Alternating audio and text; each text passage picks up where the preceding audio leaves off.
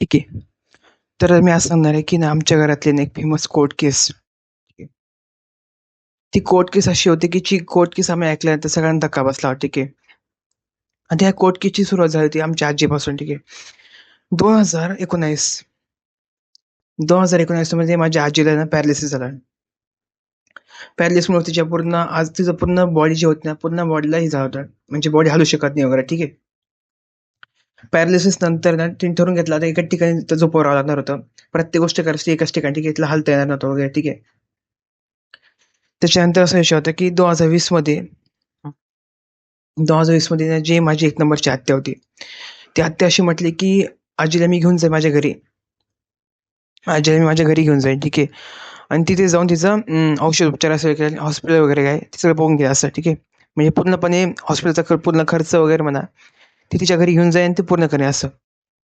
आणि स्टोरीमध्ये ट्विस्ट इथून असं आहे, की जेव्हा आजीला ती घेऊन गेली, ठीक आहे.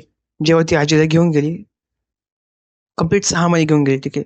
6 महिने आजीला आत्या घेऊन गेली, मोठी आत्या घेऊन गेली सत्यानारायणच्या घरी. आणि त्या 6 महिन्यामध्ये आम्हाला असं वाटलं, ठीक आहे बाबा ते औषधोपचार सुरू असले वगैरे ठीक आहे. मेडिकल सुरू असते म्हणून काही आम्ही विचारलं नाही काही नाही वगैरे ठीक आहे. पण जेव्हा ते 6 महिने कंप्लीट झाले, 6 महिन्यानंतर आजी इथे आली. 6 महिन्यानंतर आजीमध्ये काही फरक पडला नव्हता. कंप्लीट 1 वर्षानंतर 2020 मध्ये ही गोष्ट 2021 मध्ये झाली आम्हाला ही गोष्ट कळाली काय 2021-22 मध्ये गोष्ट कळाली, की जी पूर्ण घराची पूर्ण प्रॉपर्टी पेपर्स वगैरे होते. ठीक आहे.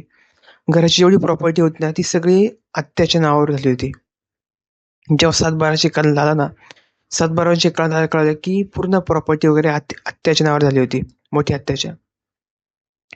आणि त्याच्यामध्ये असं लिहिलं गेलं होतं ह्याच्या प्रॉपर्टी पेपर्समध्ये, की हे सगळं प्रॉपर्टी हे आजीने बक्षीसपत्र म्हणून आत्याला दिलं होतं, की जे पूर्णपणे चुकीचं होतं. ठीक आहे. ऑलरेडी वडिलांना 3 बहिणी होत्या. ठीक आहे. जी सगळ्यात मोठ्या बहिणीने हे केलेलं होतं. त्याच्यामुळे पूर्णपणे हा एक प्रकारचा स्कॅमच आहे म्हणा. ठीक आहे. हा स्कॅम एक्सपोज झाला होता 2022 मध्ये, की ज्याच्यामुळे घरातली पूर्ण प्रॉपर्टी ही आत्याच्या नावावर करून घेतली होती. आणि त्याच्यानंतर ही गोष्ट आम्हाला कळल्यानंतर मग बरेच घरातले वाद वगैरे, भांडणं वगैरे ठीक आहे. त्याच्यानंतर ही आमच्या घरातली सगळ्यात फेमस कोर्ट केस आहे, की ज्याच्यामध्ये मोठ्या बहिणी सगळ्यात पहिले सगळं पूर्णपणे घरदार वगैरे सगळ्या नावावर करून घेतलं. ठीक आहे. ही सगळ्यात फेमस कोर्ट केस आहे आमच्या घरातली, जी पूर्ण गावातल्या प्रत्येक लोकांना माहिती होती.